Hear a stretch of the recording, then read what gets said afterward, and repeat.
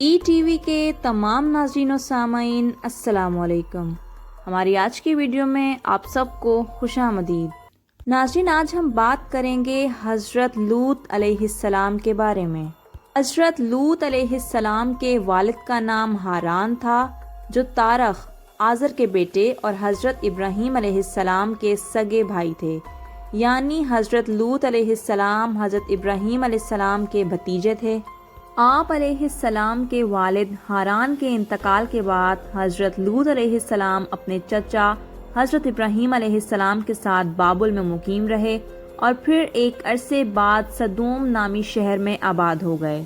یہ علاقہ نہایت سرسبز و شاداب اور قدرت کی فیاضی کا حسین شاہکار تھا۔ ناظرین محترم، جب کوئی قوم اللہ کی دی ہوئی نعمتوں کا شکر ادا کرنے کے بجائے غرور و تکبر میں مبتلا ہو جائے تو ایسے لوگوں کے دل و دماغ پر شیطان قابض ہو جاتا ہے اور پھر یہ ابلیس کے نقش قدم پر چلنے لگتے ہیں۔ ناظرین، اس علاقے کے لوگ سمجھتے تھے کہ یہاں کے باغات، پھلوں اور اناجوں پر صرف انہی کا حق ہے، اسی لیے ایک دن بستی کے لوگ باہر سے آنے والوں کو روکنے کے طریقہ کار پر غور کر رہے تھے کہ ابلیس ایک بزرگ کی شکل میں ان کی محفل میں آیا اور ان سے کہا، اگر تم ان سے پیچھا چھڑانا چاہتے ہو تو میرے کہنے پر عمل کرو۔ ناظرین، دوسرے دن ابلیس ایک خوبصورت نوعمر لڑکے کے بھیس میں آیا اور انہیں فعل بد کرنا سکھایا۔ اس قوم نے شیطان کے کہنے پر ایک ایسا گناہ ایجاد کیا جس کا اولاد آدم میں اس سے پہلے کسی کو خیال تک نہیں آیا تھا۔ یہی وہ وقت تھا جب اللہ تعالیٰ نے حضرت لوط علیہ السلام کو اس قوم کی رہنمائی کے لیے نبی بنا کر بھیجا۔ حضرت لوط علیہ السلام نے ان کو توحید کی دعوت دی اور انہیں ان بےہودہ حرکات سے منع فرمایا۔ ناظرین محترم، حضرت لوط علیہ السلام اپنی قوم کی اس عادت بد کی وجہ سے بڑے فکر مند رہتے تھے اور انہیں دن رات نصیحت کرتے رہتے، لیکن قوم پر اس کا کوئی اثر نہیں ہوا، بلکہ وہ مزید ڈھٹائی اور ہٹ دھرمی کے ساتھ فخریہ انداز میں یہ کام کرنے لگے۔ اس قوم کو حضرت لوط علیہ السلام کا سمجھانا برا لگتا تھا، چنانچہ انہوں نے صاف صاف کہہ دیا کہ اگر تم ہمیں اسی طرح برا کہتے رہے اور ہمارے کاموں میں مداخلت کرتے رہے تو ہم تم کو اپنے اس شہر سے نکال دیں گے۔ ناظرین محترم، حضرت لوط علیہ السلام مایوس ہونے کے بجائے قوم کو راہ راست پر لانے کی جدوجہد میں مصروف رہے، لیکن وہاں تو کیفیت یہ تھی کہ مرض بڑھتا گیا۔ جوں جوں حضرت لوط علیہ السلام انہیں اللہ تعالیٰ کے عذاب سے ڈراتے، وہ اتنا ہی ان کا مذاق اڑاتے اور پھر ایک دن انہوں نے خود ہی عذاب الہی کا مطالبہ کر دیا۔ اللہ تعالیٰ نے انہیں اب تک دردناک عذاب سے محفوظ رکھا تھا، لیکن اب انہوں نے خود ہی عذاب کی فرمائش کر دی اور بولے، اے لوط، اگر تم سچے ہو تو ہم پر عذاب لے آؤ۔ قوم کے اس مطالبے کے بعد حضرت لوط علیہ السلام کو یقین ہو گیا کہ اللہ تعالیٰ نے ان کے دلوں پر مہر لگا دی ہے اور یہ اب راہ راست پر آنے والے نہیں ہیں، لہٰذا انہوں نے نہایت بے بسی کے عالم میں اللہ تعالیٰ کے سامنے ہاتھ پھیلا دیے اور دعا کی، اے میرے پروردگار، ان مفسد لوگوں کے مقابلے میں میری نصرت فرما۔ ناظرین محترم، اللہ تعالیٰ نے اپنے نبی کی دعا کو قبول فرمایا اور اپنے خاص فرشتوں کو دنیا کی طرف روانہ کر دیا۔ یہ فرشتے پہلے حضرت ابراہیم علیہ السلام کے پاس انسانی شکل میں تشریف لائے۔ حضرت ابراہیم علیہ السلام نے دیکھا کہ یہ تو انجان لوگ ہیں، تو انہوں نے ان کی مہمان نوازی فرمائی اور ان کے سامنے کھانا پیش کیا، لیکن انہوں نے کھانے کو ہاتھ تک نہیں لگایا، جس پر حضرت ابراہیم علیہ السلام کے دل میں کچھ خوف پیدا ہوا۔ فرشتوں نے جب حضرت ابراہیم علیہ السلام کے چہرے پر خوف کے آثار دیکھے تو کہا، آپ ہم سے خوف نہ کھائیے، ہم آپ کو ایک دانش مند بیٹے کی بشارت دینے آئے ہیں۔ حضرت ابراہیم علیہ السلام نے ان سے کہا کہ اس کے علاوہ تمہارا اور کیا مقصد ہے؟ انہوں نے کہا، ہم گنہگار قوم کی طرف بھیجے گئے ہیں تاکہ ان پر مٹی کے کنکر برسائیں جو تمہارے رب کی طرف سے ان حد سے گزر جانے والوں کے لیے نشان زدہ ہیں۔ ناظرین محترم، حضرت سعدی رحمۃ اللہ علیہ فرماتے ہیں کہ فرشتے حضرت ابراہیم علیہ السلام سے ملاقات کے بعد حضرت لوط علیہ السلام کی بستی پہنچے اور دوپہر کے وقت وہاں داخل ہوئے۔ جب وہ شہر صدوم پہنچے تو ان کی حضرت لوط علیہ السلام کی صاحبزادی سے ملاقات ہو گئی۔ فرشتوں نے لڑکی سے پوچھا، ہم یہاں کہیں ٹھہر سکتے ہیں؟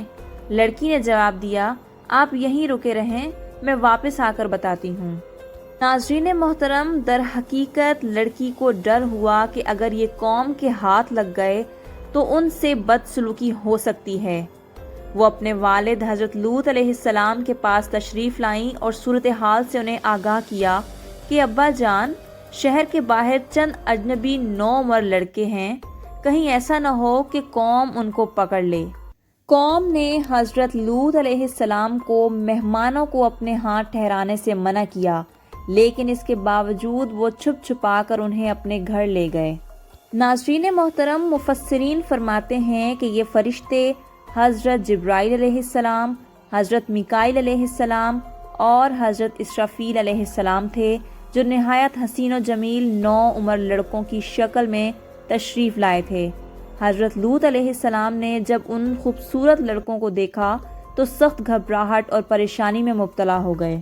حضرت لوط علیہ السلام کی بیوی کافروں سے ملی ہوئی تھی، لہٰذا اس نے نوعمر لڑکوں کی گھر میں موجودگی کا راز فاش کر دیا۔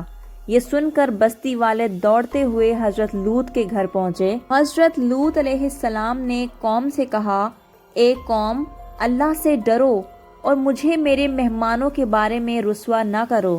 ناظرین محترم، حضرت لوط علیہ السلام اپنے مہمانوں کی عزت کے خیال سے بہت زیادہ گھبرائے ہوئے تھے، چنانچہ اس بے بسی کے عالم میں ان کے منہ سے نکلا، اے کاش مجھ میں تمہارے مقابلے کی طاقت ہوتی یا کسی مضبوط قلعے میں پناہ پکڑ سکتا۔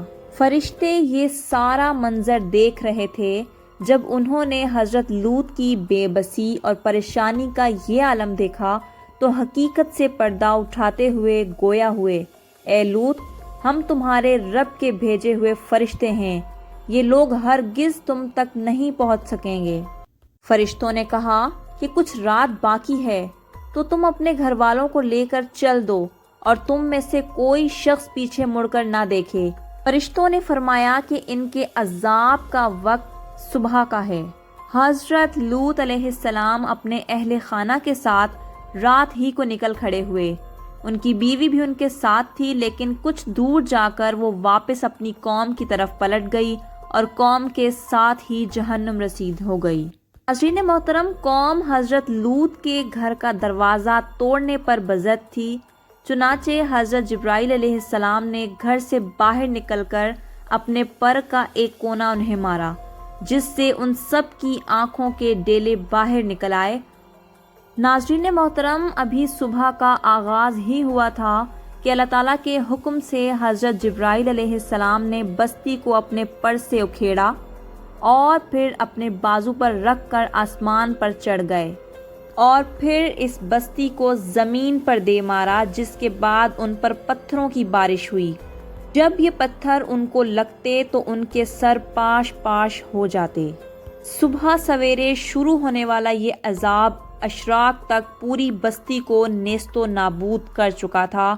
قرآن پاک کی سورہ ہود میں اللہ تعالیٰ ارشاد فرماتے ہیں، پھر جب ہمارا حکم پہنچا تو ہم نے وہ بستیاں الٹ دیں اور اس زمین پر پتھر برسانا شروع کیے جو لگاتار گر رہے تھے۔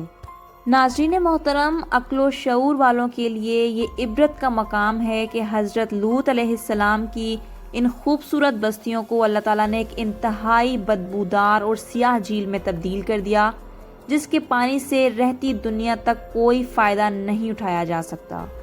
تو ناظرین، یہ تھی ہماری آج کی ویڈیو کو لائک، کمنٹ اینڈ شیئر ضرور کریں اور مزید ویڈیوز کے لیے ہمارا چینل ETV سبسکرائب کریں۔ شکریہ۔